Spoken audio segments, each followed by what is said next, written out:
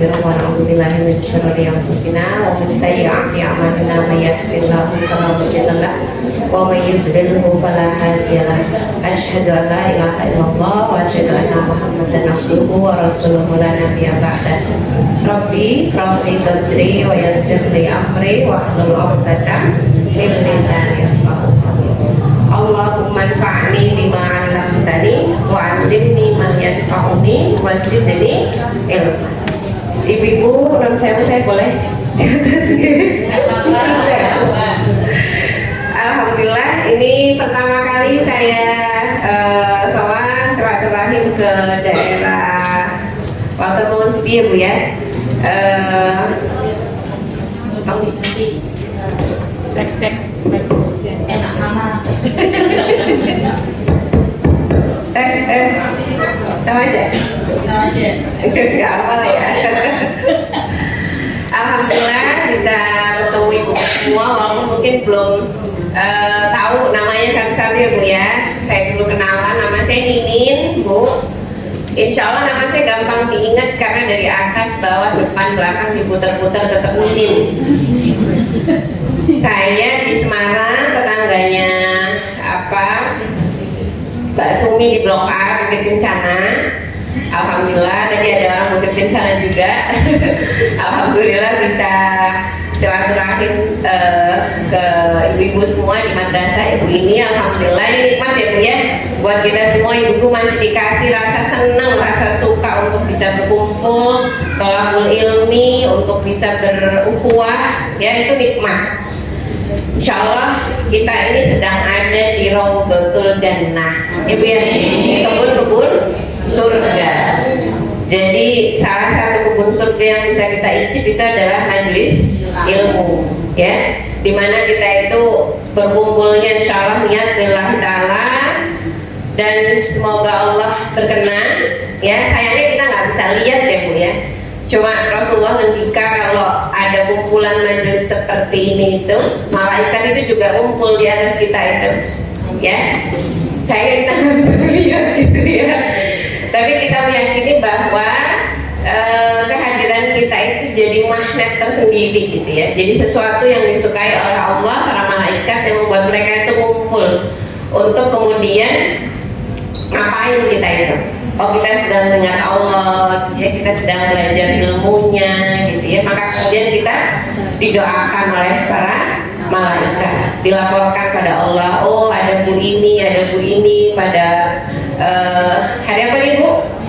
Jumat pertama insya Allah ya di bulan Ramadan. Semoga jadi bekal untuk kita mengisi Ramadan ini dengan amal soleh, lulus dengan predikat takwa insya Allah. Ibu-ibu yang dirahmati Allah, terakhir ibu mungkin pernah dengar ya kasus yang ada santri di Jawa Timur ya, yang kemudian dibully sama kakak kelasnya, bukan cuma dibully ya, dianiaya. Kemudian WA ibunya minta dijemput, qadarullah sebelum dijemput meninggal. Jadi bukan ibunya nggak peduli gitu ya, ibunya sudah sabarlah ya, tunggu sampai selesai liburan dan segala macam. Tapi memang bahasa tulisan dengan ngomong-ngomong itu beda ya Bu ya? Beda. Ada banyak salah paham yang mungkin kita di grup WA dan segala macam sama kalau kita ngomong langsung ya. Nah, persoalan mendengar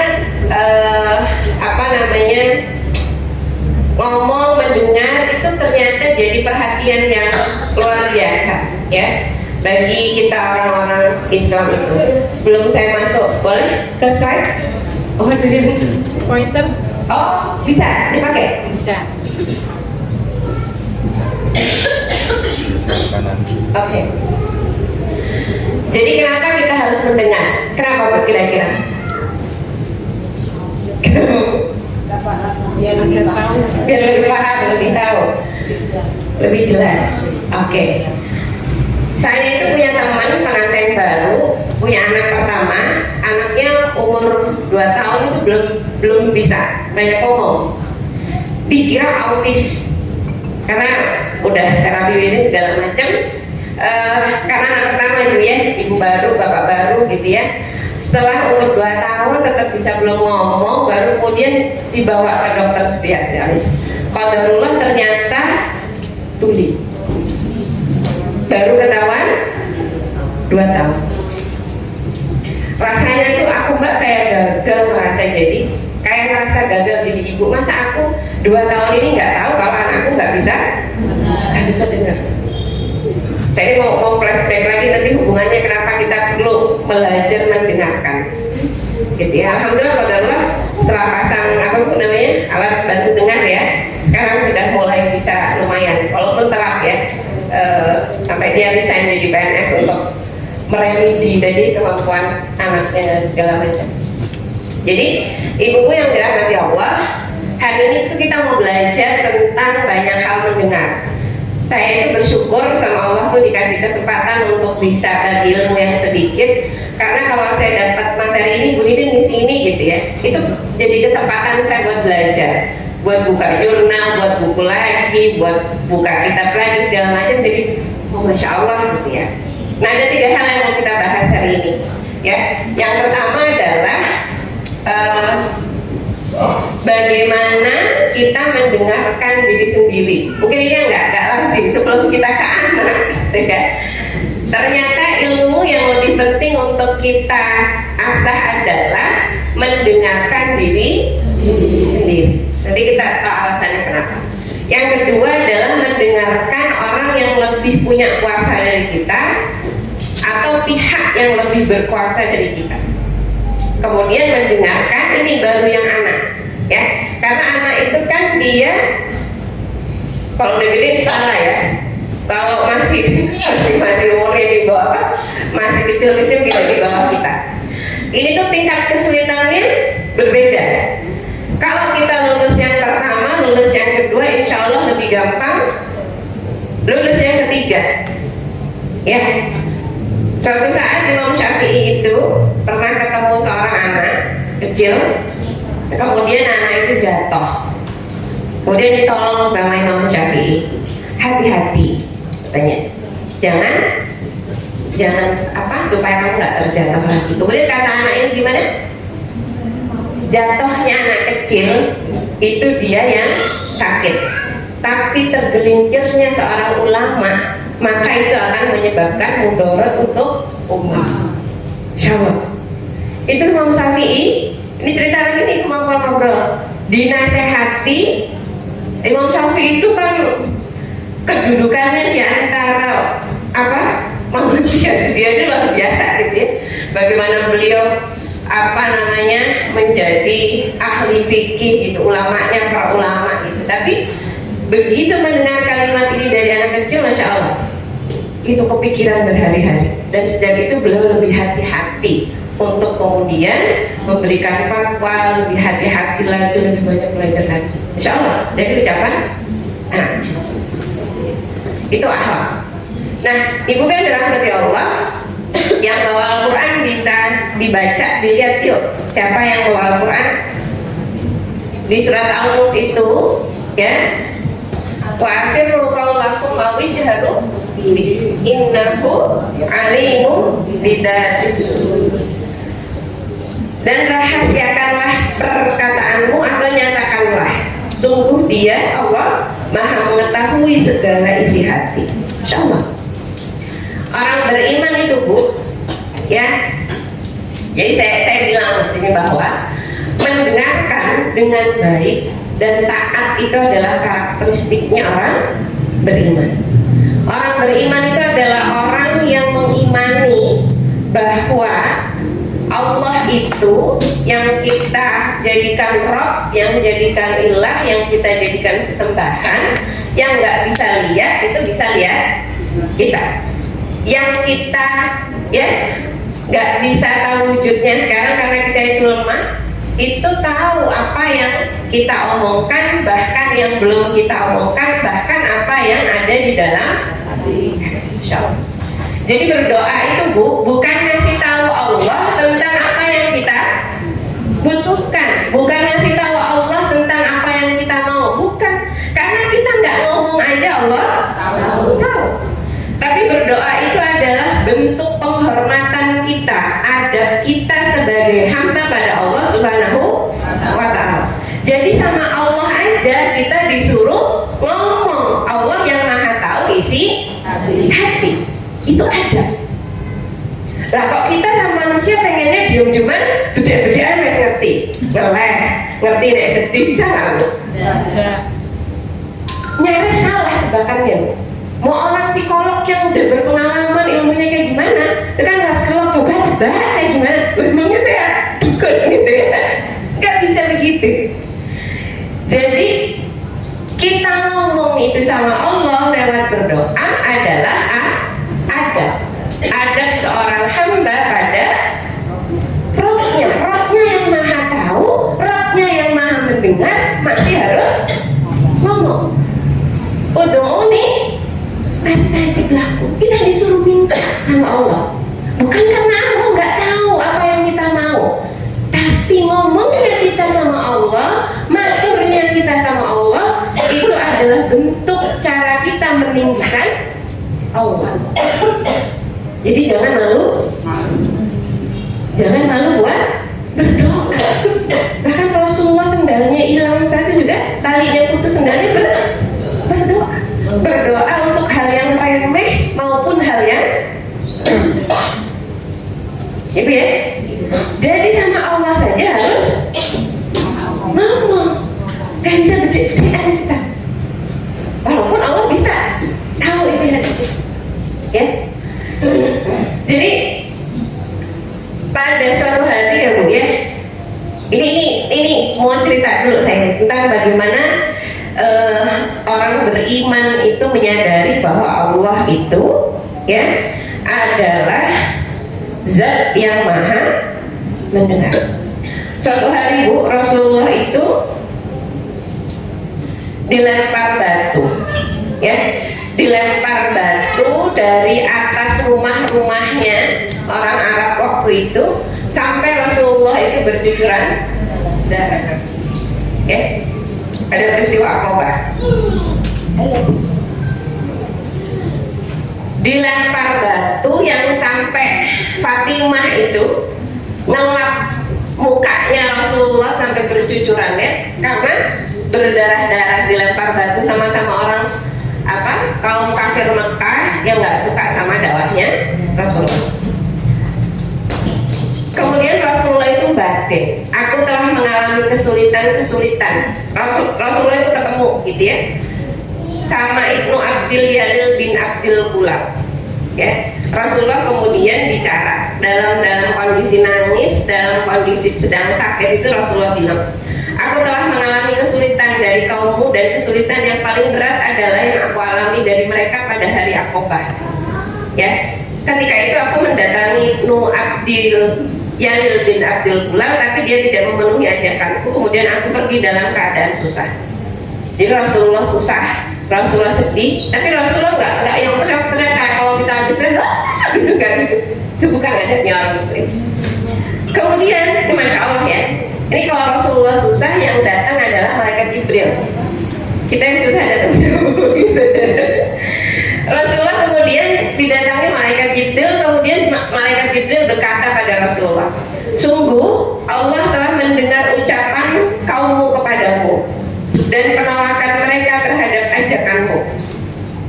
Jadi yang sedih karena perlakuan Rasulullah, yang marah karena Rasulullah diperlakukan sedemikian rupa itu bukan cuma Rasulullah, tapi bahkan Allah sendiri ngerasa gak suka. Allah mengutus malaikat Jibril kemudian menyampaikan pesan. Allah mengirim malaikat penjaga gunung-gunung kepadamu untuk kamu perintahkan sekendak hatimu berkaitan dengan mereka umatmu. Para malaikat penjaga gunung itu juga mengatakan bahwa Allah mendengar semua kejadian yang menimpa Rasulullah. Insyaallah. Ini yang kadang nggak kita sadari, bahwa yang mendengar kita itu bukan hanya Allah, malaikat yang menjaga kita di kanan dan di kiri, tapi bumi langit yang terhampar ini adalah makhluknya Allah, yang ketika kelak di hari kiamat itu juga akan laporan pada Allah apa yang terjadi di atasnya. Bersaksi. Jadi bahkan ini lantai batu yang jadi pondasi wanita kan bersaksi, oh pernah dipakai buat itu kumpul madrasah ini. Insya Allah ya. Jadi Allah marah, Allah mengirimkan kepada malaikat Jibril untuk bilang pada Rasulullah, kalau Rasulullah mau, Allah akan suruh itu malaikat penjaga gunung, terserah apa mau dihancurkan, ditimpakan mereka dan segala macam. Tapi kemudian apa jawabannya Rasulullah? Ya, ini masih malaikat Jibril yang ngomong, ya Muhammad, Allah telah mendengar ucapan kamu kepadamu dan aku adalah malaikat penjaga gunung. Rabbku mengutusmu padamu untuk memenuhi perintahmu. Apakah jika engkau kehendaki maka engkau kehendaki akan kutimbun mereka dengan dua gunung. Insya Allah ya. Kemudian Rasulullah bersabda pada malaikat Jibril dan pada malaikat penjaga gunung, bahkan yang kuharapkan ini Rasulullah. Kenapa kita harus banyak bersolawat pada Rasulullah?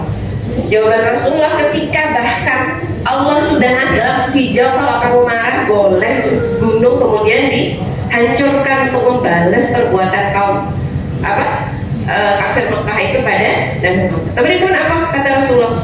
Bahkan yang kuharapkan semoga Allah mengeluarkan dari sulbi-sulbi mereka orang yang beribadah kepada Allah tanpa menyekutukannya dengan sesuatu. Insyaallah ya. Justru sama Rasulullah didoakan. Semoga yang kafir itu cuma kakeknya aja, orang tuanya aja. Tapi generasi selanjutnya, anak-anaknya, cucu-cucunya kemudian menjadi orang-orang yang beribadah, beriman pada Allah tanpa menyekutukannya dengan apa? Luar biasa ini ya. Sudah sampai di akhlak itu. Rasulullah itu mengajarin sama kita, ketika kita sedih, ketika kita diperlakukan tidak adil, ketika kita dikecewakan, ketika kita marah karena dizolimi, Allah bukannya tidak tahu. Ya, ya? Jangan pernah ngerasa sendiri ngadepin hidup, jangan pernah ngerasa sendiri untuk memikul beratnya. Allah tahu. Tapi bagaimana respon kita ketika kita dizolimi, ketika kita sedih, ketika kita diperlakukan tidak adil? Itulah yang akan membedakan kedudukan kemuliaan kita di hadapan Allah Azza wa Jalla. Boleh nggak kita membalas amalan yang jahat pada kita? Boleh. Tapi kan sulit untuk tidak zolim. Kita ditepok-pok, terus kita membalas tepok. Bisa nggak kita ngejamin tepoknya kita sama kekuatannya sama tadi teman kita tepok? Bisa nggak Bu? Kan bisa. Karena sudah emosi. Karena bisa jadi badan kita lebih gede, ya kan? Ada dorongannya beda itu. Jadi bukannya jatuhnya adil ngebalas tepok sama tepok, jatuhnya kita zalim karena tepokan kita lebih keras, lebih sakit. Nah itu benar gitu kan ya. Tadi Bu ya, bagaimana keimanan pada Allah, keyakinan bahwa Allah Maha melihat, Allah Maha mendengar, itu akan memberikan kesadaran pada pikiran hati kita bahwa Allah dengar, Allah nggak diem, Allah nyatet, Allah yang Maha adil itu pun ngetes kita dengan keadaan-keadaan kayak gitu. Saya mau merespon seperti apa? Merespon itu kan kita sempat mikir tuh, mau balas itu, mau balas berbuat zalim atau gimana? Lalu apa bedanya kita orang beriman dengan orang-orang yang tidak beriman? Kisah kedua lagi tentang Kholah binti Sa'labah, ya Bu ya. Ini di Asbabun Nuzulnya surat Al-Mujadalah. Bagaimana Kholah binti Sa'labah ini adalah sebenarnya mbah-mbah Kholah itu. Jadi Kholah binti Sa'labah itu sudah lansia. Kemudian dia sudah menikah puluhan tahun, sudah melahirkan anak banyak gitu ya, sudah menghormati suaminya. Sudah menghormati suaminya sedemikian rupa. Kemudian ketika suaminya kesal sama Kholah, suaminya bilang, kamu itu seperti punggung ibuku. Kamu itu bagiku seperti punggung ibu. Ucapan ini Bu, ya, ini bukan cerai, tapi juga kalau dicerai juga nggak jelas. Tapi kok nyamain ibu, istri dengan ibunya, yang ibu itu tidak bagi salah. Oke. Jangan lagi mau ganggu. Oke sih, baca.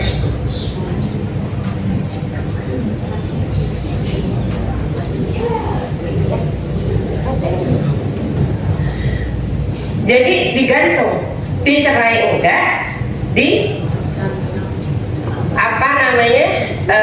diucapkan kata-kata yang menyakiti hatinya. Tapi karena Khawlah binti Sa'labah ini kemudian adalah muslimah yang beriman, ingat ya, dia pelajaran nih di surat Al-Majadalah. Seorang muslimah itu mengambil keputusan bukan karena hanya dia benci atau senang, bukan dia karena ngambek atau nggak suka. Tapi Khawlah binti Sa'labah itu mengembalikan semua sama syariat. Atas ucapan suamiku tadi, ya, kudu itu namanya, apa namanya? Status saya ini masih istrinya bukan secara syariat. Apa sudah jatuh talak atau masih istrinya? Begitu ya? Kemudian datanglah si Khawlah binti Sa'labah ini pada Rasulullah menanyakan, status saya kalau menurut syariat itu masih istrinya bukan? Kemudian Rasulullah bilang belum ada, belum diatur itu dalam Al-Quran. Maka pulanglah kamu, balik lagi besoknya, gitu ya. Ternyata si suaminya udah minta maaf, udah dalil-dalil biasa dia kalau udah dalil. Kemudian Khawlah tuh takut sama Allah tuh. Ini halal enggak saya masih sama suami saya? Nanya lagi sama Rasulullah.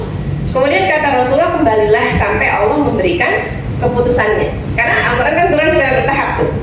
Belum ada yang ngatur tentang kasus kayak gini di zaman itu.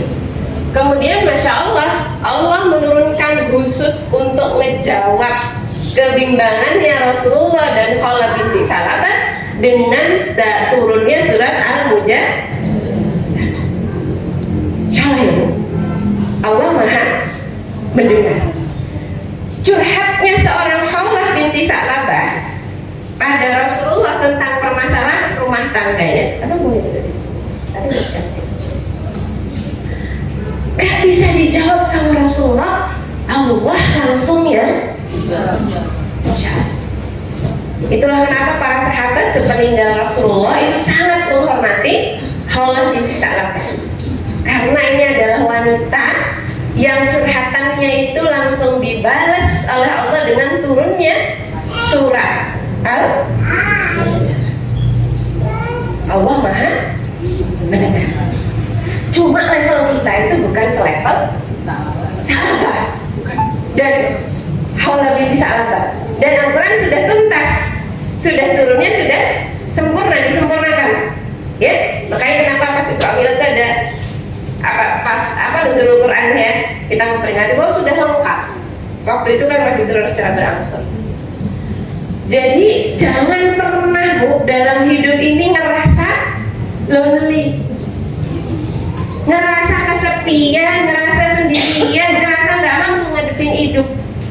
Jangan, karena itu bukan sikap orang beriman. Orang beriman tuh tahu bahwa dalam setiap langkahnya Allah lihat, Allah ngawasin, Allah mengasihi, Allah menyayangi, Allah ngasih balasan, Allah nolong. Benar ya Bu? Maka seharusnya dengan dasar keimanan itu, sikap seorang muslim itu adalah tenang. Saya tenang. Ada Allah. Benar gak Bu? Ibu sudah hidup puluhan tahun buatan ini. Sudah lama banget kan?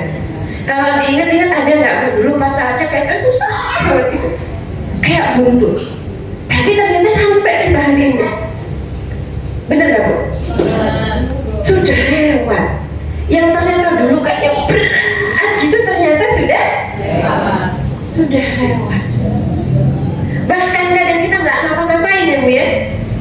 Waktu berlalu Allah bolak-balikan hati kita, Allah perbaiki urusan kita dari sendiri.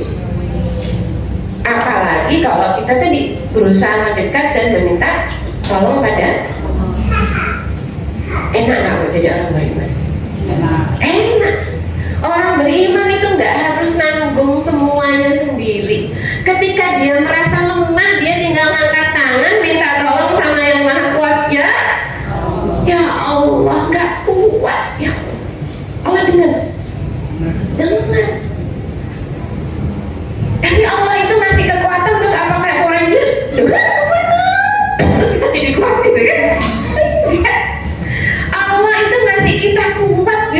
dengan jalan ngasih musibah.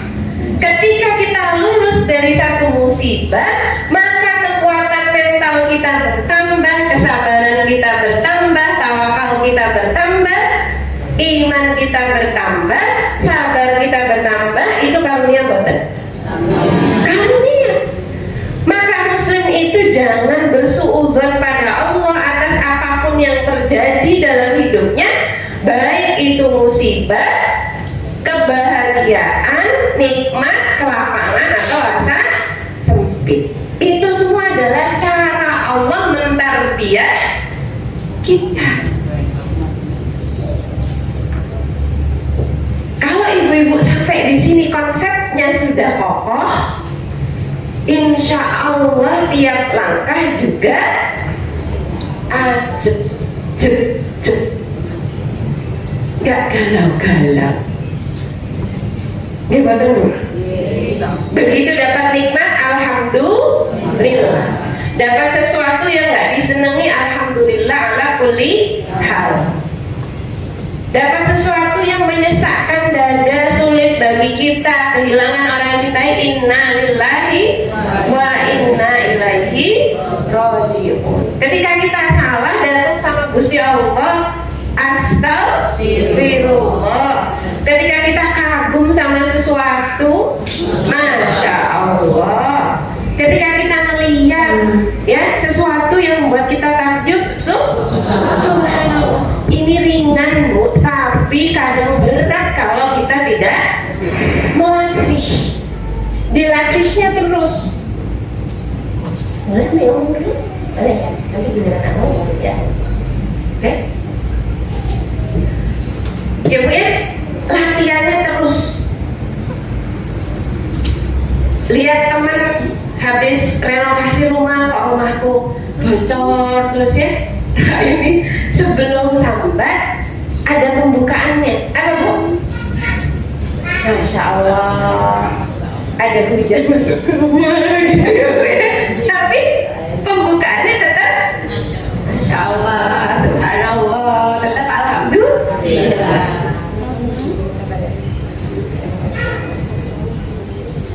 Ya. Jadi kalau seorang mukmin itu dipanggil oleh Allah dan Rasulnya, jawabannya adalah sami'na wa ata'na. Keyakinan kita, husnuzon kita atas perintah Allah itu mendahului penilaian atas diri kita. Kita mampu apa nggak mampu, bisa apa nggak bisa, itu urusan belakang.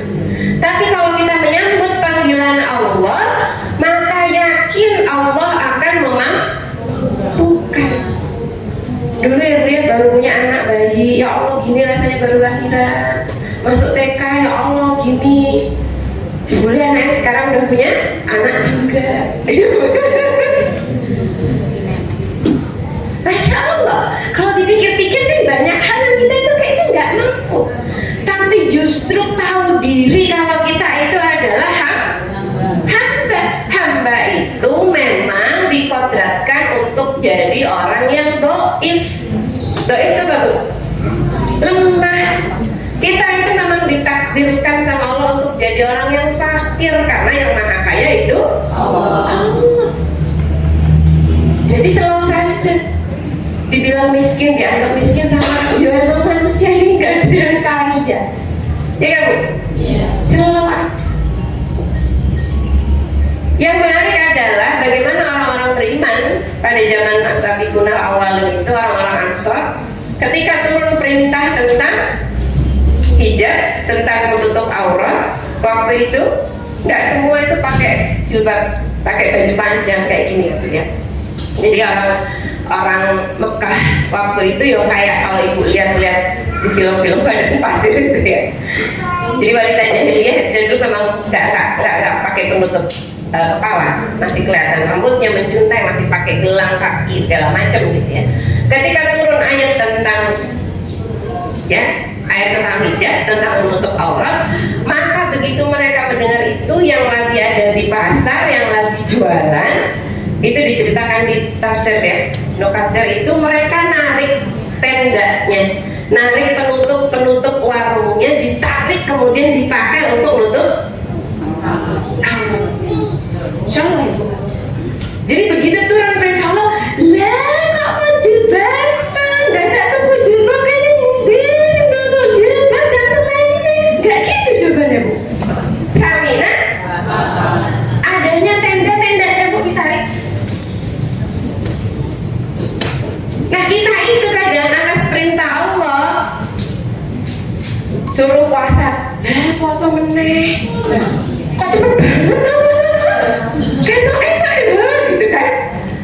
Nah beras lawan, gula naik, apa ini saya nggopo, gitu dulu kan kita. Jadi sambat kita itu mendahului taat, ya Bu ya. Padahal orang beriman harusnya taatnya mendahului sambat. Bisa, tak bisa, yakin, tak yakin Bu. Makanya begitu Allah bilang, Allah wajibkan buat kita sholat laksanakan. Jangan sampai kemudian kita nuker sholat kita, gitu ya, plus karena kerjaan, karena lain-lain. Jadi salah. Suruh haji sama Allah, labbaik dulu. Gimana caranya? Biar Allah yang atas, yang penting saya niat dulu, naruh dulu di celana, naruh dulu sampai ternyata meninggal nggak tekan, ya itu bukan urusan kita, benar Bu? Itu urusan Allah. Tapi begitu kita labbaik, ya Allah saya dengar, saya taat, biarkan Allah kasih jalan. Jadi atas apapun niat baik kita, jangan buru-buru di tak mungkin. Ingat ya Bu, kita itu boleh miskin, tapi orang beriman itu tahu bahwa dia punya Allah yang maha kaya. Kita itu mungkin pendosa, banyak salah, tapi kita punya Allah yang maha mengampuni. Jangan putus asa, belum bertobat, halah aku kewes jelas rokok Mbak, sebenarnya malaikat loh berubah, gitu ya. Jadi kita pun tidak punya sikap jadi hakim atas dosa orang lain maupun dosa kita sendiri. Karena tahu kita punya Allah yang maha Rahman, yang maha Rahim, yang maha Adil, yang maha Razak, yang maha Ghani, yang maha kaya. Maka sikap-sikap ini dulu yang harus ditata, ya Bu ya. Ditata dalam hidup kita enak menjalaninya, sehingga bersih hati kita itu dari prasangka yang enggak sama Allah. Bersih hati kita itu dari kekhawatiran yang berlebihan terhadap masa depan. Bersih hati kita dari terjebak pada masa lalu, nggak move on. Ya, makanya standar minimalnya orang beriman itu dalam hidup adalah melaksanakan kewajiban standar minimal. Melaksanakan kewajiban itu, Allah itu nggak nunggu kita slow, nggak nunggu kita seneng apa nggak seneng. Allah Akbar, alah adzan meneh, saya saya sampai. Kewajiban itu nggak nunggu kita mood atau nggak mood loh Bu. Kon poso, ada panas ini kon poso, banjir ini kon poso. Nggak nunggu begitu. Suruh puasa, Samina. Bapak-bapak disuruh menafkahi istrinya, maknya ada lagi. Ya Allah, berat. Kewajiban. Nggak nunggu bapaknya slow, nggak nunggu bapaknya kaya dulu, tapi yakinnya itu yang membuat melaksanakan semangat untuk nyari nafkah. Ibu ya, jadi sefutur-futurnya kita, selemah-lemahnya kita, standar minimalnya apa Bu? Jangan meninggalkan kewajiban, karena itulah yang bikin kita kuat, itulah yang bikin kita ditolong oleh Allah. Kalau itu tertata, maka keadaan orang beriman, akalnya jernih, hatinya lapang. Dan itulah yang kata Rasulullah ya ketika wabisah itu datang pada Rasulullah, istafti qalbik, mintalah fatwa pada hatinya. Maksudnya hatinya orang yang beriman, yang bersih, yang lurus tauhidnya, yang baik akhlaknya, yang dia bersungguh-sungguh melaksanakan kewajibannya. Hatinya itu adalah jalan untuk mendengar petunjuk Allah. Allah kan tidak berfirman ke kita karena kita bukan nabi, bukan rasul, tapi Allah bicara secara langsung pada kalbu kita untuk memberikan petunjuk, ilmu, dan hidayah. Dan orang beriman yang hatinya bersih, yang tauhidnya lurus, yang ibadahnya, kewajibannya jalan, dia bisa mendengar petunjuk Allah. Enak. Itu sebenarnya salah satu kunci takwa. Orang yang bertakwa itu dikasih hak istimewa sama Allah untuk peka mendengar petunjuk Allah. Kalau dia mau melek, ojo rekam, berhenti. Pas dia mau berbuat ada hawa nafsu yang dituruti, jangan begitu. Dengar dia, asik tuh. Makanya kehidupannya orang beriman itu tertata, tentram, tegak lurus. Kenapa? Karena bisa mendengar petunjuk Allah lewat kalbunya. Akalnya dipakai buat melihat petunjuk Allah, mendengar, melaksanakan petunjuk Allah dalam Al-Quran dan apa-apa yang diajarkan oleh Rasul. Enak banget. Enak. Itu sayangnya Allah itu hidup kita dipageri. Pagernya Allah itu apa? Sesuatu yang diharamkan. Zina itu dipageri, ojo rono. Lah kok ada orang sudah dipager, dia lompat pager ke belasok, hamil duluan, hidupku begitu sulit. Aku tidak kuat, ya Allah menanggung semua ini. Loh toh, saya penean pager sopo.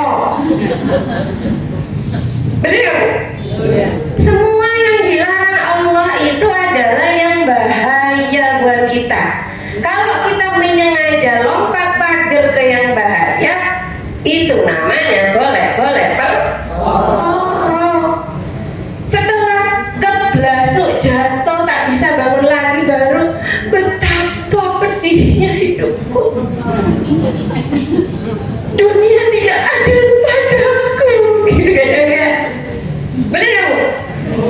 Ibu selama jalannya lurus, yang suruh Allah kerjakan, yang suruh Allah, yang Allah bilang larang jangan dekati aja nggak boleh dong. Latak kau zina kan itu judulnya, janganlah kamu mendekati zina, karena begitu dekat pengen nyemplung jatuh. Ya biar insya Allah tadi aman hidup kita.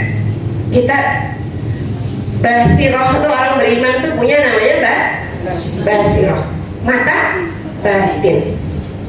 Itu kalau udah dikasih sama orang beriman, dia punya semacam intuisi kan, karena dibimbing tadi oleh Allah, mana yang harus dijauhi, kapan harus ngebut, kapan harus ngerem. Makanya kemudian yang basiroh ini tumpul karena apa Bu? Tumpul karena maksiat, tumpul karena penyakit hati, tumpul karena kita sering mengabaikan petunjuk Allah, kita lewatin. Ada sejam siji, sejam siji pada wesam siji gitu ya. Karena kita tuh terlalu banyak mengabaikan petunjuk yang jelas-jelas. Sama kayak orang naik motor, dilarang parkir. Sudah jelas lampu merah, terabas. Peka nggak akhirnya Bu? Melihat larangan, melihat petunjuk, nggak peka. Begitu nggak peka, kebelasok, tersesat. Loh, sampai ini, bingung. Salahmu dewe, tidak mengikuti petunjuk. Sudah dibilang riba nggak boleh. Hal itu riba, kui pinjaman berbunga.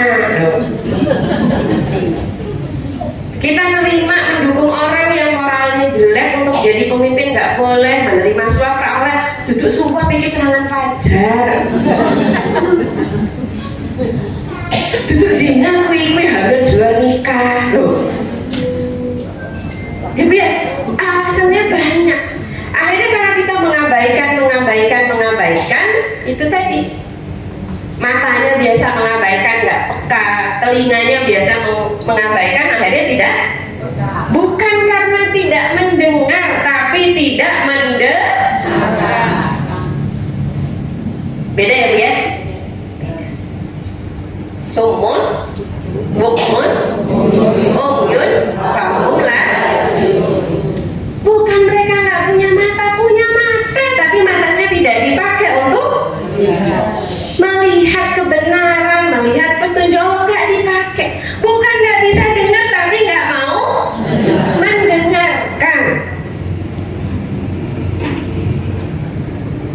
Nah, tentang pendengaran ini menarik. Ternyata, ya Bu ya, ini lebih gede. Ternyata Allah itu di ayat-ayat ini kan mirip ya Bu ya. Di surat An-Nahl, Allah mengeluarkan kamu dari perut ibumu dalam keadaan tidak mengetahui sesuatu apapun, dan Dia memberi kamu pendengaran, penglihatan, hati agar kamu bersyukur. Lihat urutannya. Di ayat surat Al-Isra juga Allah bilang pendengaran, penglihatan, hati nurani itu akan diminta pertanggungjawabannya. Di surat Al-Mulk ya, pendengaran, penglihatan, hati nurani, tapi sedikit sekali di antara kamu yang bersyukur. Urutannya pendengaran, penglihatan, yang hubungannya itu sama hati, sama kemampuan bersyukur, sama kemampuan nurani tadi untuk memberikan petunjuk pada diri sendiri. Yang menarik sih kalau saya, ya. Jadi orang beriman itu Bu, dia tidak akan ngomong dulu baru mikir, tapi mikir dulu baru ngomong. Karena sudah kalau terlanjur ngomong susah dihapus, susah di rewind gitu ya kalau di ya. Jadi apa yang kita katakan itu diketahui oleh malaikat, dicatat dan dipertanggungjawabkan. Apa yang kita dengar, apa yang kita dengarkan, ya itu juga sama, harus dipertanggungjawabkan. Jadi kalau tadi ibu-ibu sudah tahu tandanya, kok masih diterabas, apa yang terjadi Bu? Ya nggak selamat, ditilang. Jangan oke gas terabas gitu ya, tidak begitu Bu. Oke gas masuknya dosa. Jadi begitu ada temannya jawab, Bu, jenengan wis ngerti apa nggih? Hati-hati, itu sudah tercium bau-bau memakan bangkai saudara. Ya Bu ya? Begitu kita kalau temennya kayak posok, ojo ngomongin kok berhenti itu Bu. Tapi kalau temennya tenang, tekok coba begini gini Bu, oh ya, dari 2 jadi 3. Bu seru. Tapi ojo ngomong dia loh Bu, tenang loh Bu, jenengan. Nanti satunya tenang loh Bu, ojo ngomong dia. Saya apa yang ngerti? Itu tadi mengabaikan tanda. Jadi kalau kita mengabaikan satu tanda, mau berbuat dosa, pasti akan jatuh ke dosa yang lain. Tapi kalau ditandain alarmnya bunyi, aduh bau-bau bangkai saudara, mundur. Bu, istighfar. Baca ngomong mobil, ditengah kemauan. Semoga dikasih kemudahan sama Allah nyelesain masalah. Emang ada Bu orang hidup ini nggak punya masalah Bu? Ada yang nggak punya dosa? Jadi kalau kita ngomongin dosa orang lain mau nggak ngomongin dosa kita. Masih pakai. Ya. Sejak kapan manusia belajar mendengarkan? Ternyata sejak dari dalam. Nah ini yang saya perlu ngajarin ke ibu-ibu.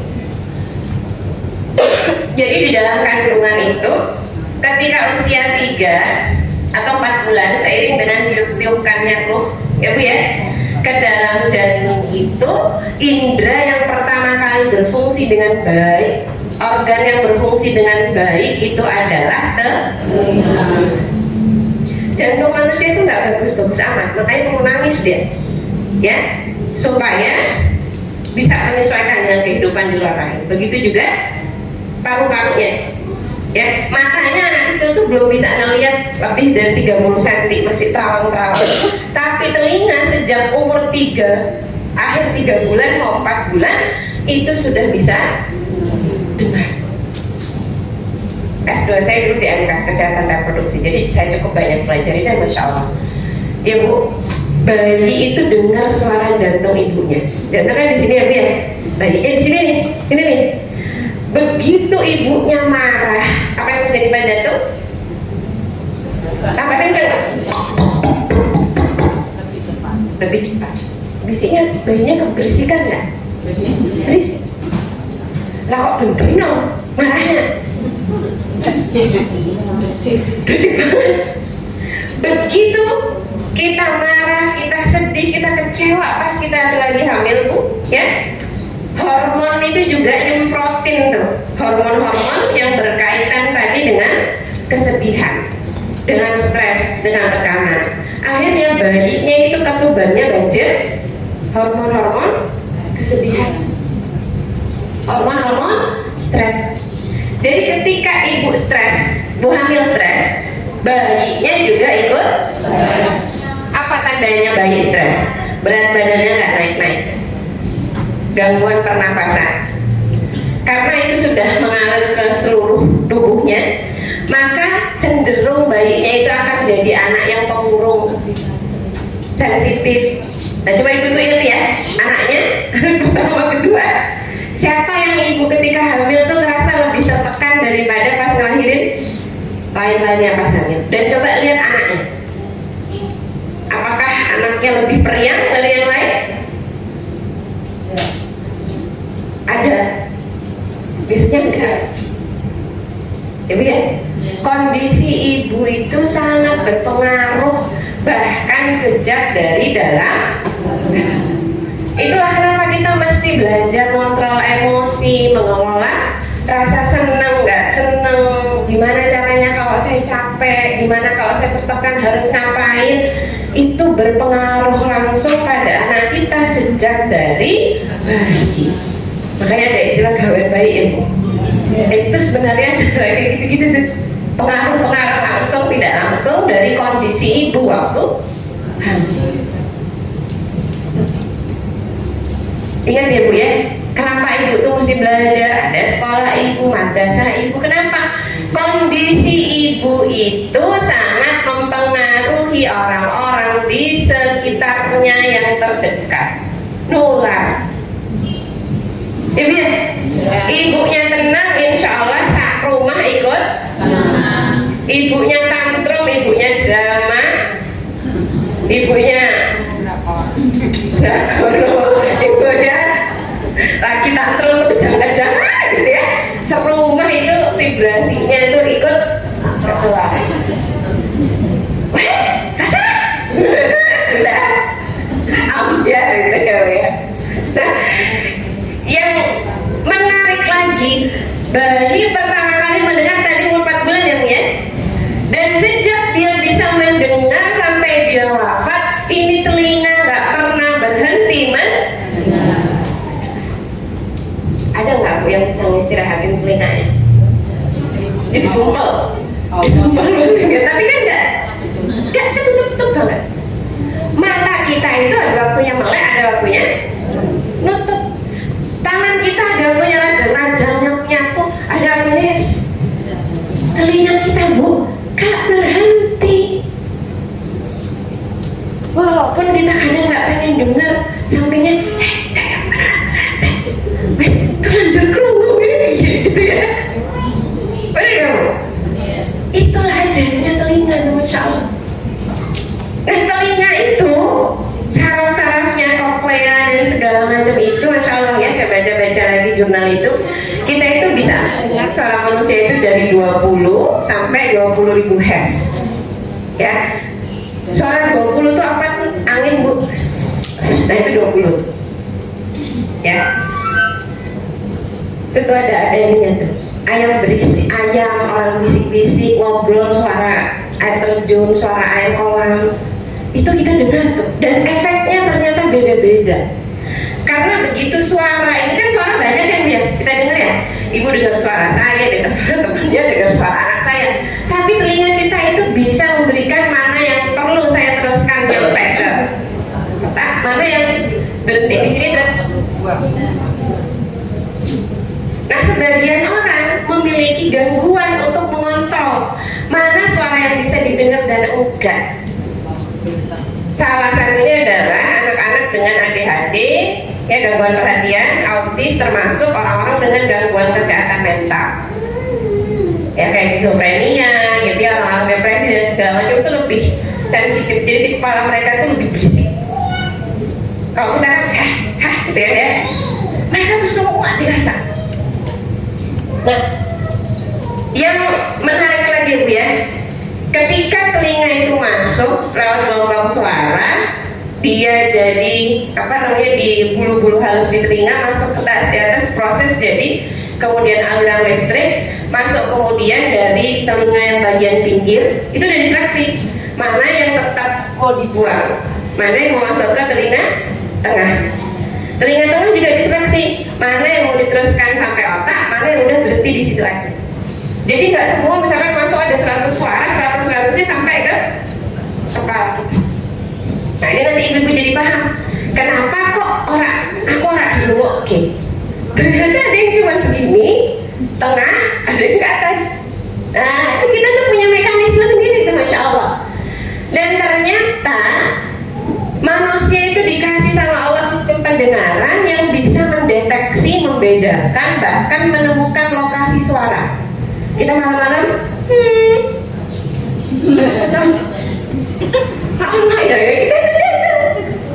bahkan sampai bisa deteksi suara apa, kayak gimana, efeknya beda masuk ke telinga kita. Nah ini nanti masuknya.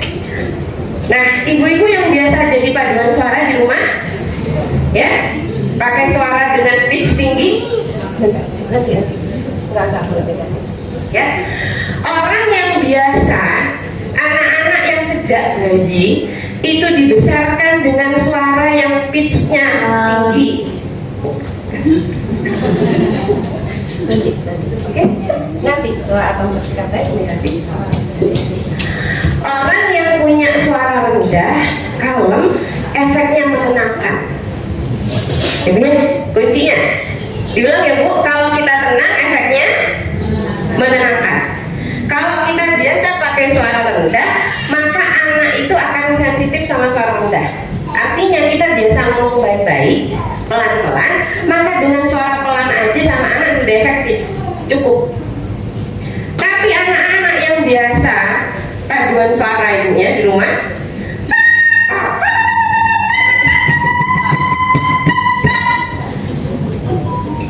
enak ya Bu ya?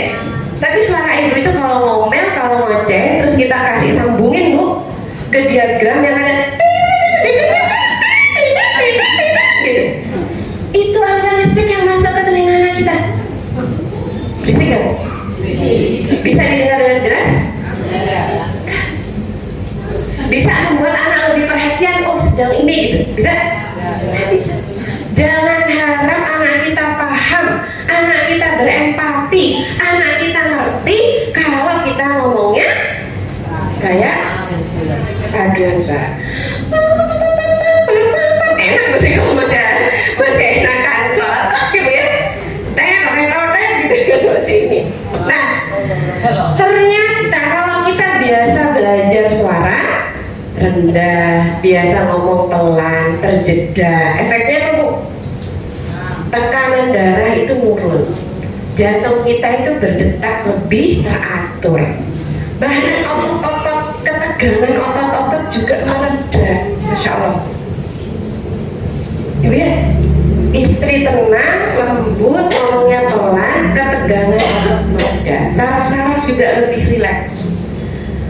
Suami datang, capek kerja, banyak masalah di kantor, di rumah ada paduan suara. Tambah tenang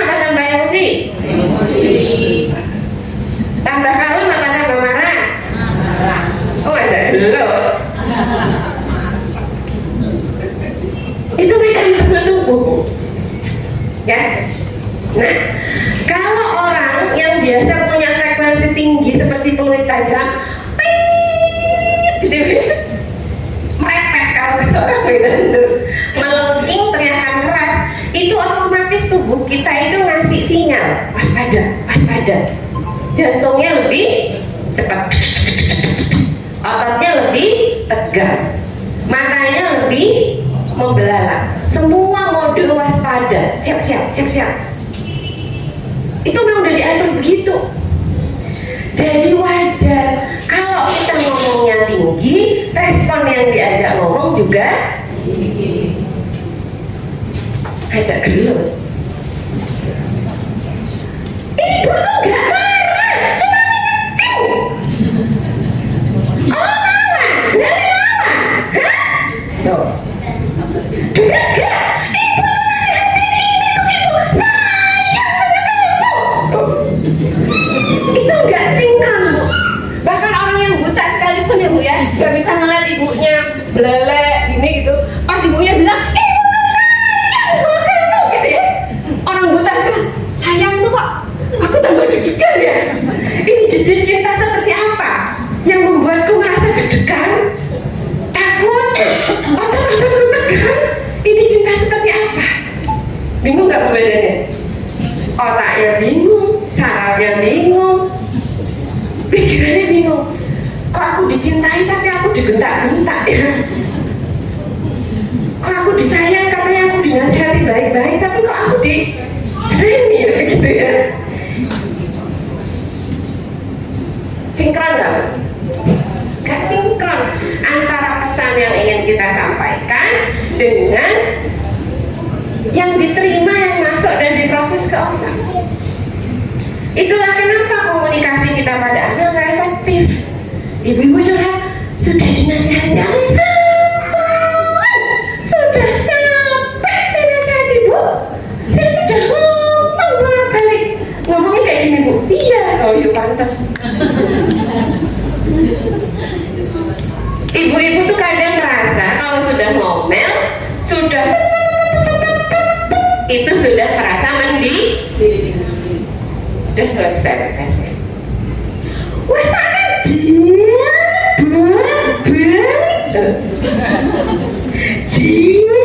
dia sudah sampai berubah itu. Nah, anak kita yang tiap hari mendengar suara itu biasa ambil pitch-nya tinggi.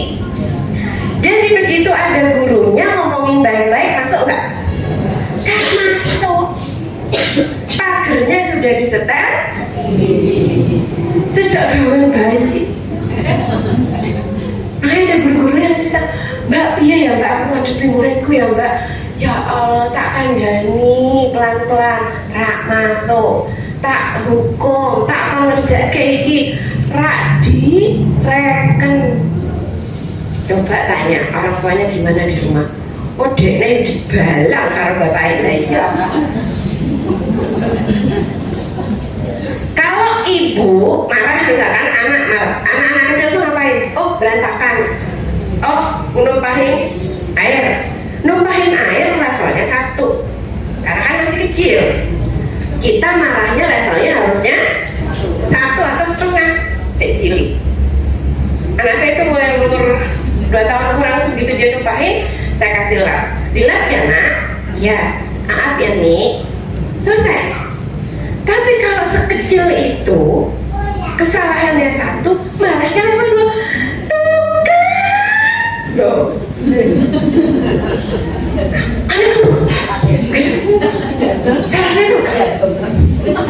Sejak dini Bu, sejak dini tiap hari berulang-ulang selama belasan tahun. Nanti kalau udah banyak masalah SMA, pas kuliah, wah ketika dia nih tak kena dituturi kan baik. Soalnya modelnya sudah salahnya 1, ibunya merespon 2. Begitu anak salahnya 2, ibunya responnya 3. Anak salah 3, levelnya ibu responnya 5. Akhirnya di sekolah ketika anak 2, Bu Guru merespon level 2, masuk?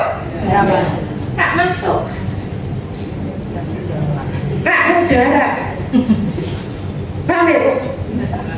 Jadi jangan-jangan anak kita itu tadi American ini nggak peka, nggak ini, nggak itu, berawal dari kemampuan mendengar kita dan bicara kita yang tidak efektif. Lah piye, Bu? Wes kadung. Orang beriman itu ya, Bu, ya. Sama kesalahannya wes kadung itu nggak diteruske. Bener nggak, Bu? Jangan dengan alasan wes kadung. Jadi pembicaraan kita, kebenaran kita untuk meneruskan kesalahan. Minimal, Bu, kita pernah bikin kesalahan waktu jadi ibu baru. Jangan mengulang kesalahan ketika jadi nenek-nenek. Karena anaknya wes seneni, saiki anaknya juga seneni.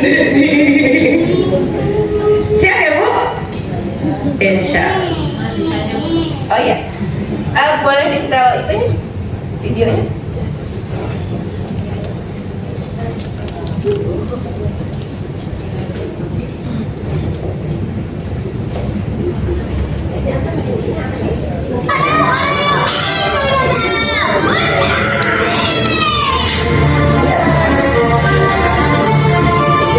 She's becoming a diva of sorts. Dana started having tantrums at 2.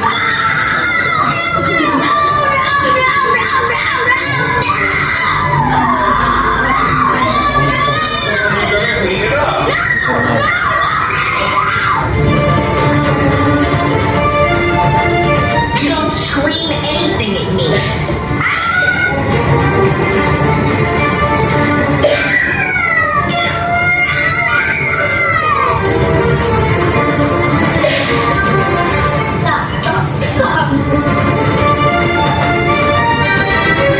Now, I'm the day-to-day person, and I'm trying to keep it all together. And it's hard. The kids will take advantage of Roxanne by being relentless about what they want. Shut your mouth and quit yelling at me! I never used to yell. And I don't want to yell anymore.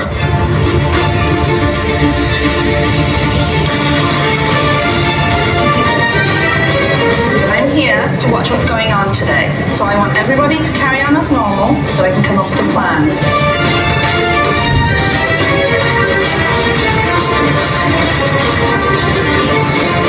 Let me be very specific for you. Finish eating, take out the trash, wash your hands, then get your homework started.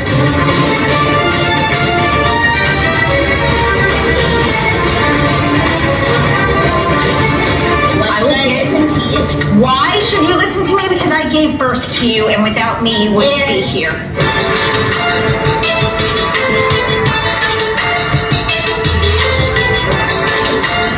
When you constantly pester your children, they tune you out, causing parents like Roxanne to resort to yelling. Get back in your bed now! Get into your room now!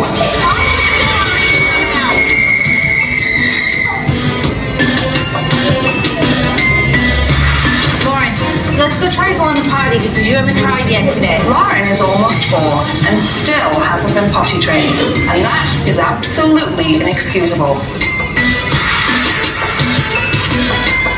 Well, it's not a matter of what you want to do, it's a matter of what you need to do at that time. It's a military approach to toiletry.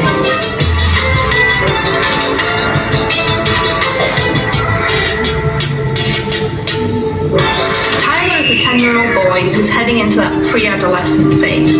It's obvious that his sisters are getting so much attention. When he gets aggressive and angry, he just explodes.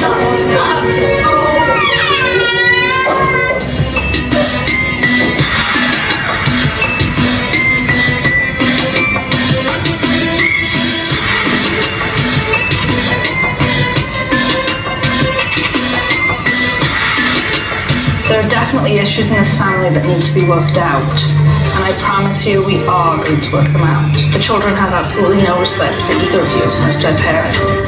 You don't have any control over your children. You're not an authority figure in this house.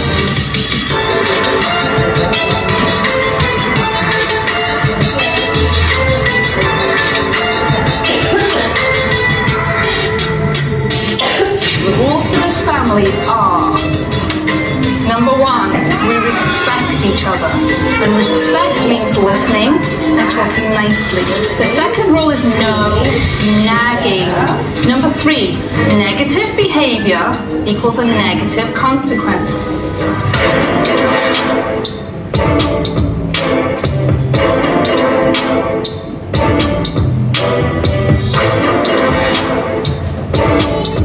I did pee-pee on the potty, I did pee-pee on the potty, I did pee-pee on the potty, I did pee-pee on the potty.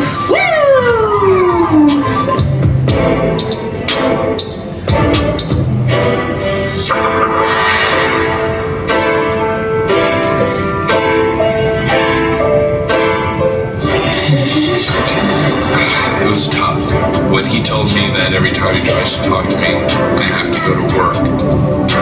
It breaks my heart.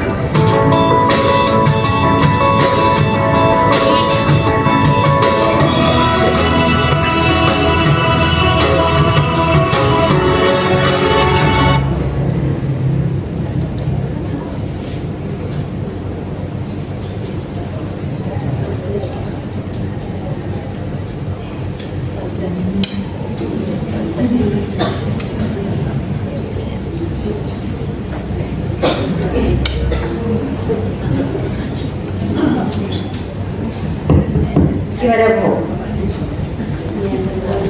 Jadi kalau orang tua tadi, anak merasa aku kalau nggak teriak nggak didengerin, maka dia akan belajar untuk teriak karena dia sadar bahwa hanya kalau saya teriak saya didengerin. Tapi kan anak-anak nggak tiba-tiba teriak. Ada proses panjang di mana dia ngambil kesimpulan begitu. Kemarin teman saya cerita gitu tentang kasus di keluarga, di sekolahnya.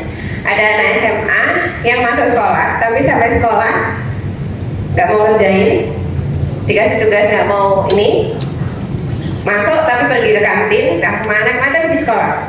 Itu berlangsung selama 2 bulan. Jadi si anak ini sengaja bikin masalah supaya orang tuanya ke sekolah. Tapi orang tua sibuk nggak ke sekolah. Akhirnya dengan cara itu dia nggak mempan, dia bikin masalah yang lebih besar. Jadi anak-anak begitu. Anak-anak kita kalau misalkan dia dengan ngomong baik-baik, kita merespon dengan baik, masalah kita cari solusinya sama-sama, maka berpikir aku dengan ngomong biasa aja cukup kok. Tapi begitu anak-anak merasa tadi gak didengerin, maka dia akan cari cara yang lebih ekstrim supaya dia dan bentuknya macam-macam. Ini kayak gini, ini juga sedang merayu minta handphone. Jadi kalau saya ngabulin nih, kalau aku ngambek handphonenya dikasih, saya kalah. Karena dia besok akan ulangi lagi. Begitu saya ngambek, Umi lagi ngajar, gara-gara malu terus aku nggak dikasih, aku bikin masalah, handphonenya dikasih. Maka dia akan pakai cara itu untuk ulang lagi. Gak apa-apa ya Bu, maaf ya Bu, gak apa-apa dia muter-muter tawaf dulu. Oh iya, sabar. Ya. Nah, jadi sebelum jadi cara mendengarkan orang lain itu gampang, asal kita tadi lulus belajar mendengarkan diri. Sengaja nulis ya? Tapi kalau makin lama nggak? Oke? Apa boleh?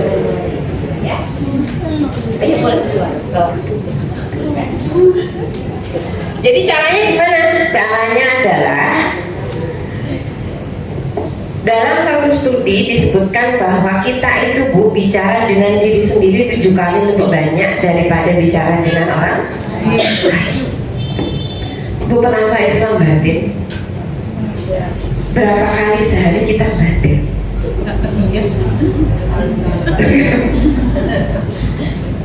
Nah, kita itu Bu, karena kebanyakan energi semua dibatin. Bener gak Bu? Kita lewat ada rumah belum jadi tak rampung ke tahun lalu, orang ada duit ya Bang lagi. Pindah ke depan, ada ibu nganterin anaknya bonceng telur. Ya Allah, bonceng telur kayak apa baik. Kita ngomong begitu, kadang cuma di dalam sini. Ada nanti artis apa cerai, toh tenang toh, mas tak prediksi, kayak nikah, gitu kan? Akhirnya orang yang gagal mendengarkan dirinya sendiri itu akan lebih cenderung lebih mudah untuk mengomentari urusan lain. Karena dia selalu melihat keluar, tidak melihat ke dalam. Orang tuh ada aja jeleknya, toh kudungnya kan gawe serak mancing. Masa aku gawe sapi lah saya digodong. Yang urusan itu sama kita gitu kan. Tapi karena kita biasa melihat keluar, kita jadinya tidak aware terhadap diri sendiri. Kita nggak aware, ngapain ya saya urus-urusan orang, ngapain saya capek pikirin bajunya orang, ngapain saya capek juga komentarin hidup orang. Kenapa kok saya nggak mengarahkan energinya ke dalam untuk memperbaiki ilmu saya, kemampuan saya, menyibukkan saya supaya nambah amalnya biar insya Allah sudah sibuk. Ada ibu-ibu yang nggak punya salah, ada yang nggak punya dosa. Daripada ngurus dosanya orang Bu, mendingan memperbaiki, mentaubati dosanya sendiri. Energinya jangan dipakai buat jadi komentator, nggak ada yang bayar Bu. Ya kalau komentator boleh, kita ada yang bayar Bu. Kita ada yang bayar. Jadi bagaimana cara pertama adalah satu, menguatkan fondasi-fondasi iman sehingga tadi kita menyeleksi apa yang mau kita katakan, apa yang mau kita omongkan, bahkan itu tentang gumun batin semua kita pikirkan. Kalau sekiranya tidak ngasih manfaat, tidak memberikan ketenangan, tidak memberikan pahala, nggak usah dihabis-habiskan energinya Bu. Emang ya Bu ya? Ya Bu, kuncinya gitu aja, hidup tenang. Aku enak pahala orang malah itu dosa, usah. Kalau aku begitu, hidupku tambah tenang, apa melu rudet? Usah. Ya Bu ya? Gampang. Jadi kalau tidak memberikan kita ketenangan, nggak ngasih manfaat, nggak ngasih pahala, nggak usah dihabiskan energinya untuk mengurusi hal. Ngapain? Cara belajar mendengarkan diri sendiri yang pertama adalah belajar diam. Apa Bu? Ya. Saya jadi pengen. Ya, gak gampang loh Bu, karena kita biasa kosidah tadi Bu. Belajar diam. Ada orang bilang apa? Belajar diam. Remnya itu di mulut lebih dikencengin. Setelah lulus belajar diam, saya dulu baru awal-awal ngaji pas SMA itu, seperti ikut taklim begini, itu juga dapat apa kajian dari ustazah saya itu tentang bahaya lisan. Saya tuh bahasa cerita terus jadi diam. Sebenarnya kamu sakit banget karena kok aneh gitu ya. Ibu gampang kalau misalkan ada teman gitu, lah kok tumben tenang kosong baru taklim itu aja Bu. Ya Bu ya, cari ustazah kon aman.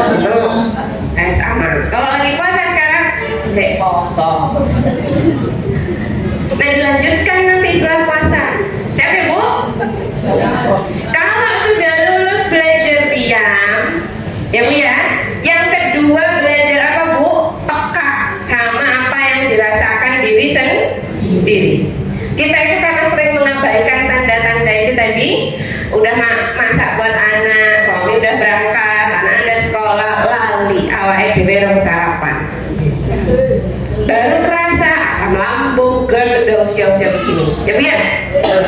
baru kerasa nyeri sendi. Oh iya, kapan terakhir di olahraga? Padahal tubuhnya sudah ngasih sinyal, aku capek gitu kan ya. Tubuh itu kan ngasih kita tanda. Kalau kita kebanyakan mikir, saya pernah pas bikin tesis ada kerjaan, waktu itu saya migrain sampai saya harus ke rumah sakit Bu, disuntik macam-macam itu karena udah kayak lebih sakit dari sakitnya orang kontraksi mau melahirin. Itu kan sebenarnya tubuh saya bilang, wes, meren, cuma deadline, gitu ya. Karena mengabaikan kita ini migrain luar biasa itu. Nah, belajar untuk tidak mengabaikan tanda-tanda dari tubuh. Di usia sekarang ini ya Bu ya, belajar menghargai diri sendiri, ngasih haknya tubuh. Kalau lapar, makan Bu. Ngantuk? Tidur.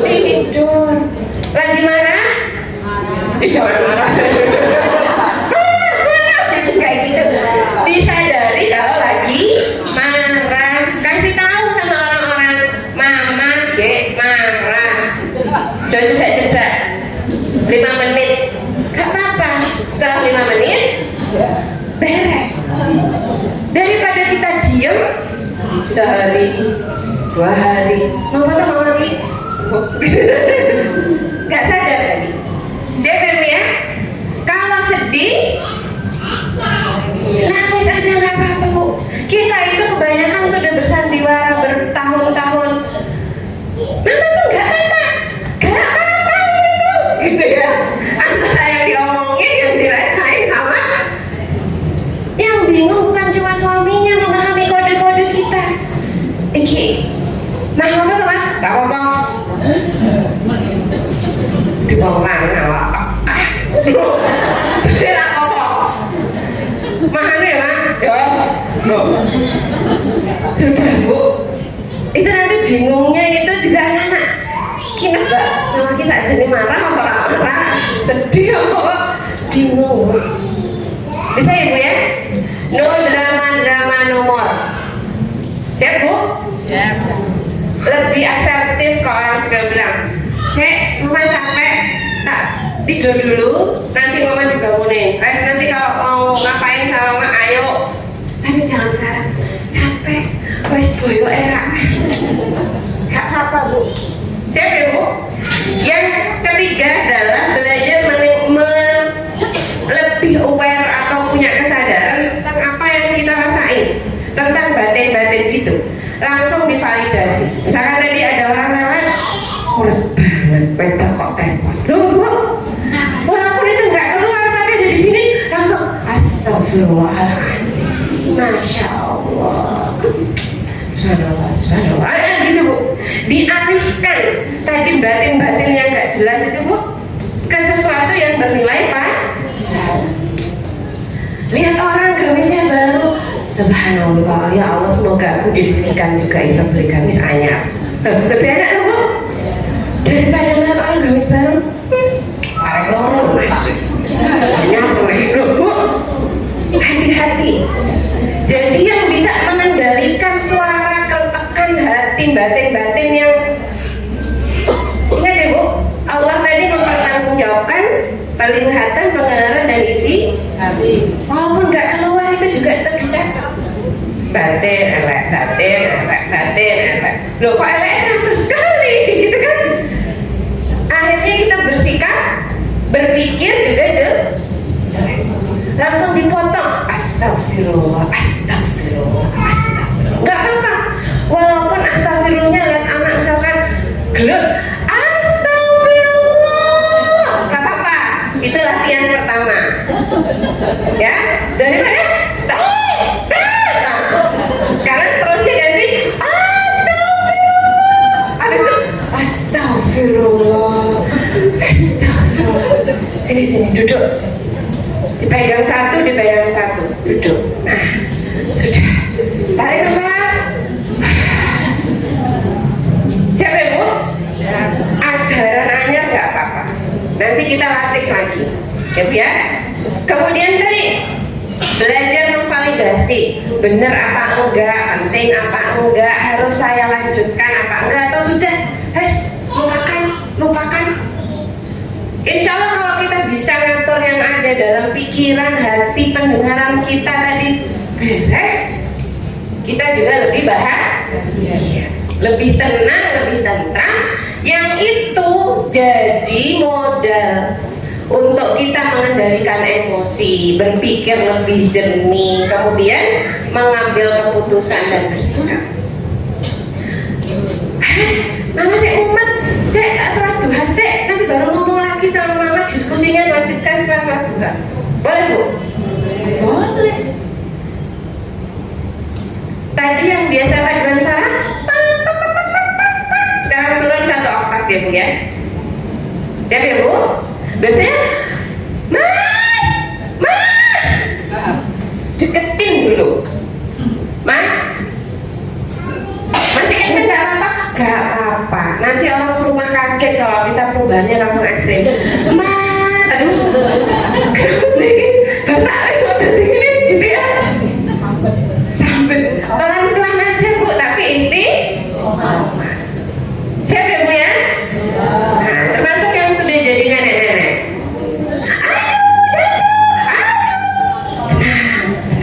Sini nak, naiknya tak pegang aja ke tangga biar gak jatuh. Lebih enak ya Bu? Nah, kemudian apa tadi? Jujur pada diri sendiri.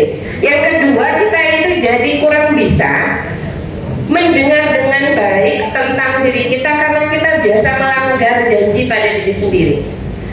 Kok aku tak sholat duha, tak sholat duha. Kok aku tak ngepel, ngepel.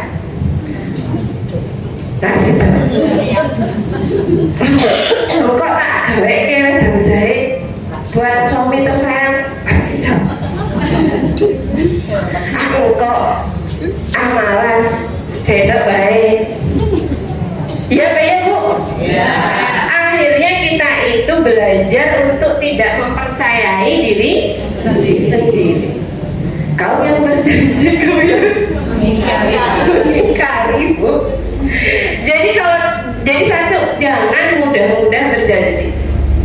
Ya. Yang kedua, kalau sudah berjanji ditepati. Itu nggak sama orang lain, sama diri sendiri juga. Aku kata pesuira senang, tak senang, tak senang, nanti mimpi. Itu ya. Insya Allah kalau kita biasa jujur sama diri sendiri, lebih aware, insya Allah lebih tadi mudah. Yang menjadi sulit adalah jam berapa ya? Kita Ibu pernah tahu nggak ada orang yang dibaikin bukannya berterima kasih malah kemaki? Sering, waduh. Ada dalam kasus-kasus psikologi saya itu menemukan kasus-kasus begitu. Dibaikin bukannya berterima kasih malah kemaki. Ya. Bukannya malah menghargai. Yang ekstrim ceritanya begini. Saya itu punya teman, ya, dia itu punya pembantu sudah nenek-nenek. Nah, pembantu ini punya anak banyak. Dia sudah jadi pembantu puluhan tahun, anaknya sudah pada nikah, sudah pada punya cucu, udah punya anak juga, tapi masih ngerepoti orang tua. Ceritalah si pembantu ini, cucuku lomba aja dapat tugas posyandu stunting. Nah, sebagai orang kesehatan, teman saya peduli dong, kasihan. Ya apa kok Mbak, saya tak beliin susu buat tambahan sama telur sama protein lah biar anaknya ini. Akhirnya tiap bulan dikasih Bu susu 2 kotak, sama kemudian dikasih beras, dikasih telur sebulan beres. Besoknya lagi sebulan, karena kan sebagai orang kesehatan tahu ya, nggak mungkin stunting itu beres sebulan 2 bulan. Bulan kedua dikasih, bulan ketiga dikasih, bulan keempat dikasih, bulan kelima si pembantunya ini sakit. 3 hari nggak masuk. Tiba-tiba rumahnya kegedoran. Waalaikumsalam. Mau ketemu Bu ini? Oh iya, saya. Ada apa ya Mas? Siapa ya? Ada keperluan apa? Oh saya ini Bu. Menantunya Bu ini yang kerja di sini. Dipikirkan mau ngizinin ya, sakit apa? Ada apa ya Mas? Mau ngambil susu sama telur sama beras. Halo. Senang deh. Saya menantunya Mbok yang kerja di sini. Mau apa Mas? Gimana? Duduk. Mau ngambil susu, beras sama telur. Loh, kok sebentar ya saya itu jadi sampai saking kagetnya nggak tahu. Loh, ibu kan sudah biasa ngasih saya tiap bulan susu buat anak saya, beras sama ini. Sekarang kan ibu saya nggak bisa masuk, jadi saya yang ngambil berasnya. Oh, jadi kok sebentar ya mas, konsepnya itu nggak begitu gitu. Saya itu siapanya jenengan? Ya bukan siapa-siapanya. Saya punya kewajiban nggak ngasih sama jenengan? Ya enggak. Lah kenapa kok saya ditagih-tagih atas sesuatu yang bukan kewajiban saya? Jadi itu sampai speechless. Kok bisa ya Mbak ada orang kayak gitu? Aku ngasih itu lebih dari 350 sebulan itu untuk beli beras, susu dan segala macam. Pertama kali dia ketemu aku, harusnya kalau normal itu makasih ya Bu, anak saya alhamdulillah sekarang sudah baikan, ini itu kan itu seneng ya ngasih. Mau ngambil beras, susu, sama telur. Minta jatah. Nagih. Tapi Bu jangan ketawa dulu Bu. Jangan-jangan kita begitu sama Allah Bu. Kita kembalikan pada diri kita masing-masing. Kita itu tiap hari dapat angin berudara, kita bisa makan segala macam, itu karunia nikmat dari Allah. Begitu Allah ngasih kita sakit, itu haknya Allah bukan? Iya. Ya haknya Allah. Masa Allah mau ngasih sakit, mau ngasih sehat. Nah yang maha kuasa Allah, kalau bahasa kita kue kisah opo ngatur-ngatur. Lah kita itu maunya ngatur. Masya Allah, jangan sakit ya Allah, hari ini tuh saya masih masuk kantor. Jangan hujan, jangan banjir Allah. Kok duit saya tinggal sedikit, bawa banyakin ya Allah. Kok rumah saya masih kecil, bawa yang gede. Astagfirullah. Aku awalnya dewe ya Bu ternyata. Jadi kita itu menganggap seolah berbuat baik itu bukan haknya Allah, tapi kewajibannya Allah. Sehingga kita itu tidak merasa perlu berterima kasih pada Allah karena merasa ya kewajibanmu. Kamu sopo menciptakan makhluk seperti aku. Astagfirullah. Betul ya Bu? Jadi bagaimana seseorang berterima kasih itu, ya, dia itu akan bisa naik level. Berterima kasih itu, ya Bu ya, berbuat baik itu level yang lebih tinggi. Tapi sebelum anak sampai di situ, sebelum kita sampai di situ, anak tuh harus tahu rasanya. Dicintai itu kayak gimana sih? Baru kita bisa ngajarin anak gini loh caranya mencintai. Gimana sih rasanya didengarkan? Jangan-jangan orang yang merepet, suka memotong pembicaraan, gak menghargai orang lain ketika ngomong, itu gak tahu rasanya didengarkan kayak gimana. Karena sejak dari kecil dia biasa jawab, dan cara ciliknya langsung jawab. Terus sekali orang langsung jawab. Itu waktu. Jadi ketika dia jadi merasa ada orang yang ngomong, karena dia tidak pernah didengarkan, dia nggak tahu rasanya enaknya didengarkan, disimak, dihargai itu kayak gimana, dia nggak tahu rasanya. Makanya akan sulit mengharapkan seseorang punya action of love, mencintai, memberi kita kalau dia nggak tahu rasanya dicintai. Tapi dicintai aja nggak cukup, tapi itu kebutuhan minimal bagi anak-anak. Baru kita bisa ngajarin yang lebih tinggi, yaitu mencinta.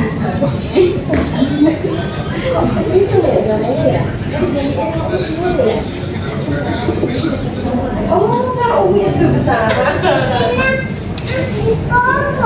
Ya, nggak boleh. Ya. Jadi mendengarkan itu Bu adalah memberi efek pada anak.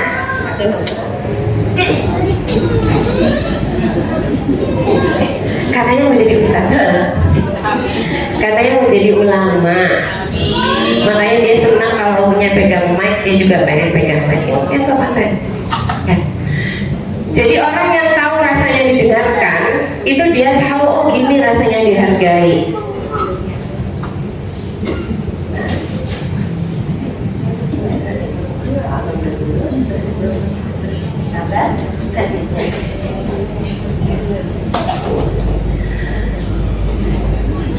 Sampai sini bisa dipahami ya Bu ya? Jadi kita yang harus belajar menyimak anak. Oh, walaupun aku kecil omonganku didengarkan, maka akan mudah, natural aja, karena setiap hari kita sudah mempraktekkan bagaimana ngomong gantian. Ayo kamu dulu ngomong, habis itu ini. Nggak yang sama-sama teriak, nggak yang sama-sama baru ngomong satu kalimat nanti apa ini itu tulisannya kayak alarm gitu. Sudah tersabotase duluan ya. Baru kemudian kalau ini sudah nih ya kita bisa. Tapi kalau enggak, orang yang tadi gagal mendengarkan dengan baik lebih sering salah paham.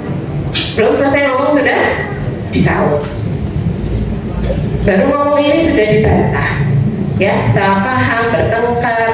Kalau dia sudah sering segitu akhirnya capek, terserah aku ngomong wae ora di rungok ya. Akhirnya ada yang namanya silent treatment, memilih diam. Hati-hati, ini biasanya anak-anak yang sudah beranjak remaja. Kalau dia banyak nggak cocoknya di kita, biasanya terserah ngomong. Tapi apakah berarti kalau anak kita nggak ngomong masalahnya selesai? Masalahnya kita nggak tahu kalau anak kita punya masalah. Karena kita nggak tahu anak kita punya masalah, di rumah ketoin baik-baik saja, jatuhnya keluar. Selesaikan masalahnya. Karena dia udah tahu kalau aku ngomong, pasti reaksinya bapak, reaksinya ibu begini. Dia harus tak atasi dewe. Cuma cara ngatasinya benar apa? Salah. Suatu hari saya pernah ngajar di satu kampus, terus saya kedatangan mahasiswa kumpulin tugas. Saya ngeliat kok bawaannya kayak menteng ya. Saya ajak ngomong ternyata benar. Sudah 8 bulan mengurus. Kamu dia udah nggak pulang dari rumah dengan alasan katanya magang ke orang tuanya. Nggak bisa. Magang. Mulai saya ajak ngomong, udah Bu, saya tuh udah masih hidup, udah syukur karena saya udah percobaan bunuh diri 2 kali nggak mati-mati katanya. Ya Allah nak, kamu kalau butuh rumah ada nih asrama, tapi dia nggak mau gitu ya.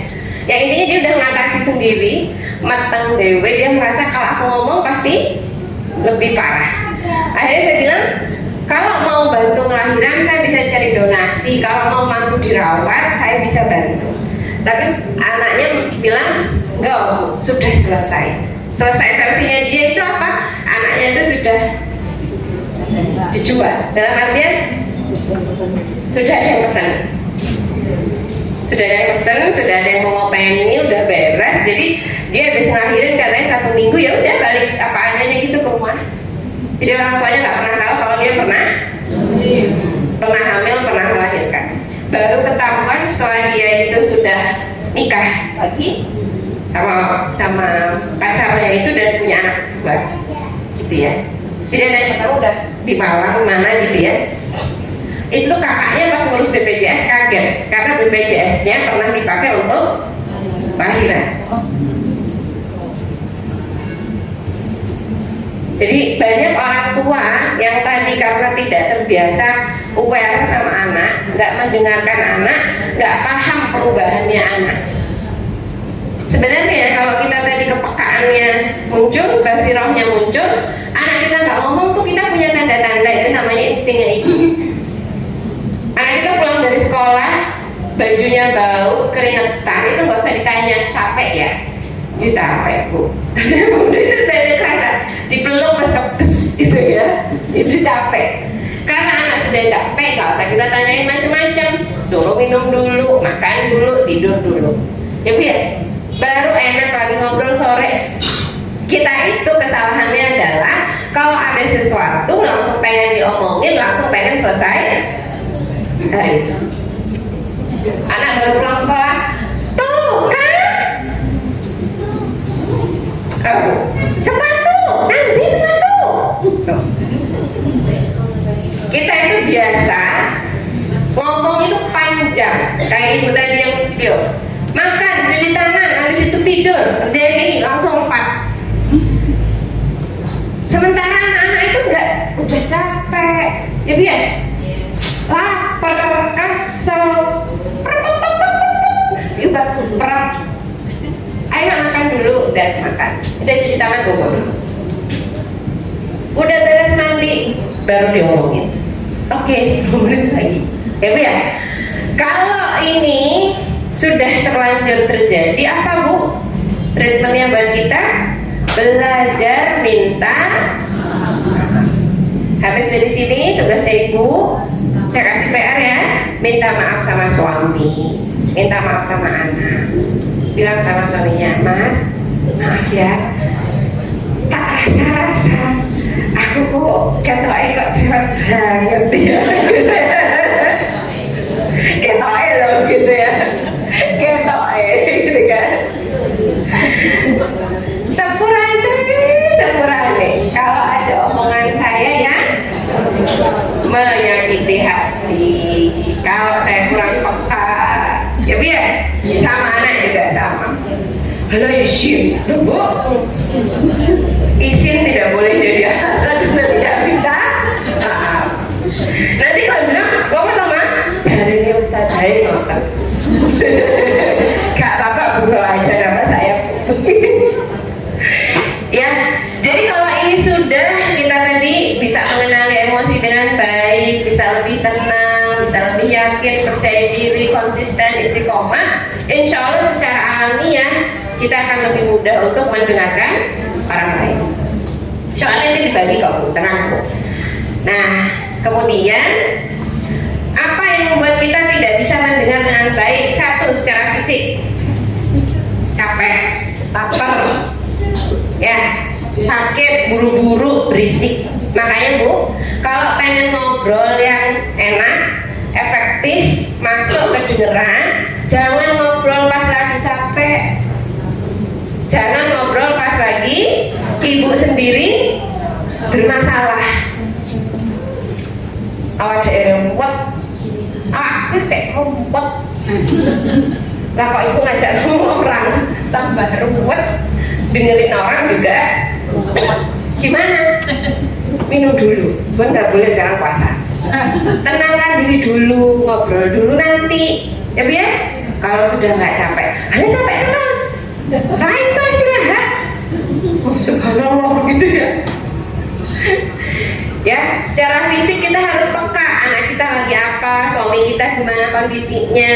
Makanya nggak ada orang yang berhasil ngomong sesuatu yang serius sama orang yang lagi capek.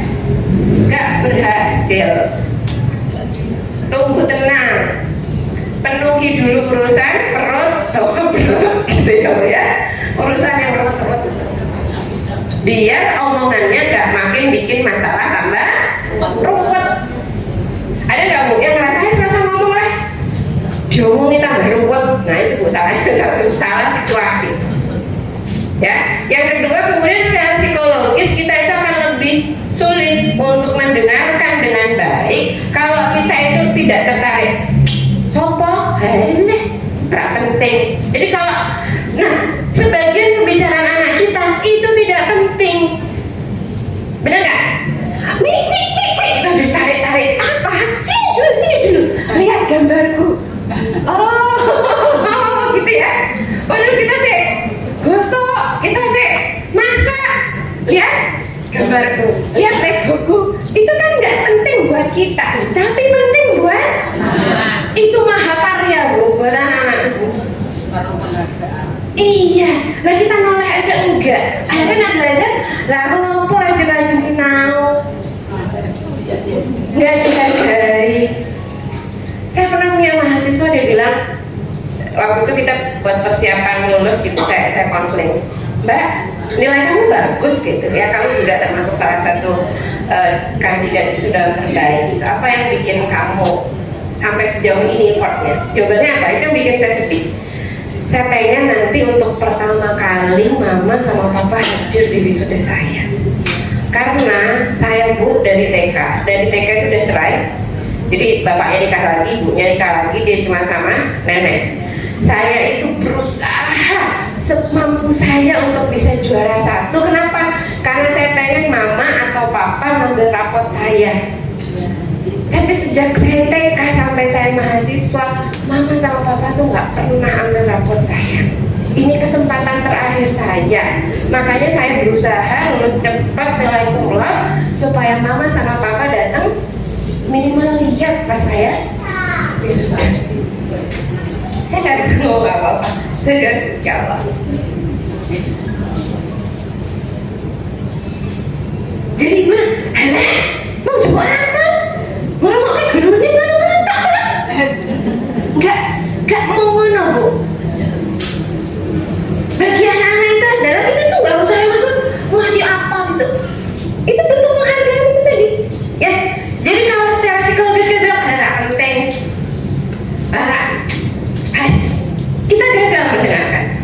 Anak baru, mah, apa nih? Belum ngomong loh bu, baru, mah, saya kerjaan loh, ganggu sekali 2 kali. Tapi itu saya bilang, oh, aku nggak penting ya buat mamaku. Ya wes langsung ngomong. Paham ya Bu ya? Nah, tadi apalagi kalau tadi kita sedang bosan, benci, marah, bingung, itu bosan tuh. Naik, wajar, menunggu buat anak 3 jam itu luar biasa. Apalagi kalau sudah ada prasangka, kita mau ngomong sama suami itu susah dengerin kalau sudah berprasangka di sini. Mesti bojoku ngene. Baru suaminya, "Mah, saya tak lagi prasangka." Orang kalau sudah ada prasangka itu rusak bu, sistem kognitifnya. Makanya kita mesti tadi belajar tazkiyatun nafs atau menyembuhkan diri dari penyakit hati. Orang kalau hatinya rusak, ada orang senyum, mesti orang ini. Orang senyum salah.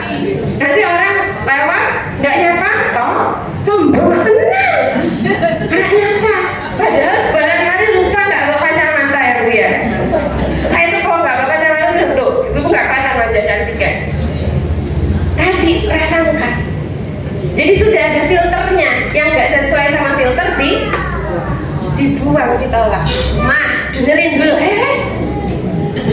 itu. Kemudian secara taktis terlalu cepat ngomongnya. Tadi sekarang belajar ngomong, belajar diam, belajar ngomong lebih lambat, temponya lebih enak, belajar ngomong lebih lembut, walaupun wagu.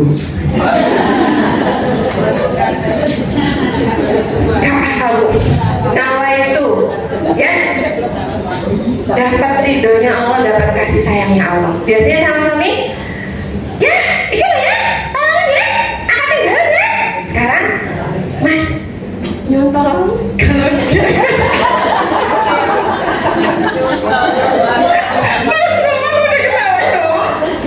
ini ngomong kesambutan gitu. Ya ampun. Ya, jadi mendengar itu ada tahapannya sampai kita bisa berempati, tahu apa dan segala macam itu tadi di sini.